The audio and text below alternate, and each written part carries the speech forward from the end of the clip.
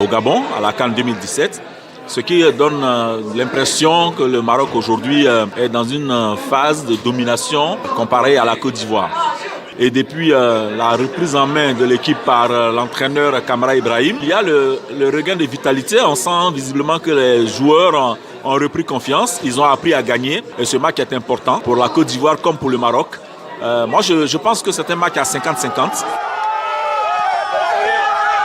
Bon, moi j'attends ce match avec beaucoup d'impatience parce que souvent les matchs de l'équipe de Côte d'Ivoire face aux équipes d'Afrique du Nord sont quand même très plaisants, très spectaculaires. Ce qui pourrait faire la différence en faveur de l'équipe de Côte d'Ivoire. Je pense que c'est l'état de préparation. J'ai trouvé que les joueurs de Côte d'Ivoire étaient plus affûtés que ceux du Maroc par rapport à ce que j'ai pu voir du match des Lions de l'Atlas face à la Namibie. Je les ai trouvés alors certes un petit peu en manque de réussite. Je n'ai pas toujours trouvé que les éléphants avaient le dernier geste qui était très juste, mais par contre physiquement j'ai trouvé beaucoup plus prêt que les Marocains.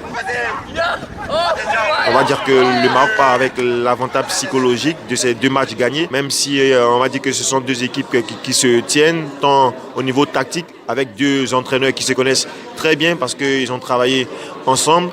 Et de part et d'autre, on a de très bons joueurs, de très belles promesses pour le football africain et mondial.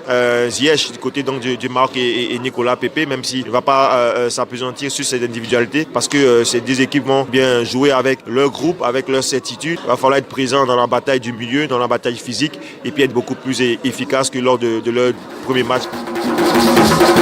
Écoutez, on va s'attendre encore une fois à une grande bataille, surtout au niveau du milieu de terrain, mais ça sera certainement une confrontation qui est bien différente que celle qu'on avait vécue à Abidjan le 11 novembre 2017, puisque là-bas c'était un match pour les éliminatoires. On connaît tous les qualités de la sélection ivoirienne, les éléphants ivoiriens qui sont très très forts. On connaît que ce soit la qualité ou sur le plan défensif ou sur le plan offensif avec des joueurs comme Serge Aurier, Max Gradel, Seri, Nicolas Pepe qui a juste fait une excellente saison en France, Kodjia également qui avait ouvert la marque, qui a offert la victoire face à l'Afrique du Sud. Donc il y a énormément de qualité du côté de la sélection ivoirienne, tout comme le Maroc bien évidemment, même si on a une absence de taille, celle de l'attaquant de pointe Khalid Boutayeb. Donc nous aussi en tant que Marocains on a confiance en cette sélection nationale. Faut juste pas oublier qu'un match nul arrangerait peut-être les deux sélections.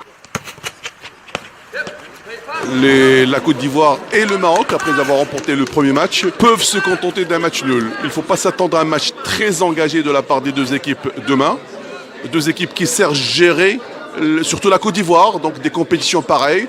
On ne va pas s'enflammer demain. Je pense qu'un match nul arrangerait les deux équipes, mais ça ne sera pas l'idée principale, je pense, de M. Kamara et de M. Hervé Renard. Ils vont jouer pour gagner, mais surtout de ne pas perdre. Peut-être que ça va arranger les choses des deux côtés, mais en tout cas, ça annonce un bon match de football. Ce sont des individualités. Peut-être la Côte d'Ivoire, c'est une pléiade. Quand on voit un petit peu les attaquants, ça fait même peur. Nous aussi, on a. Mais ce sera le collectif peut-être qui va faire sa décision. Mais je ne pense pas qu'il n'y aura pas un match très emballé.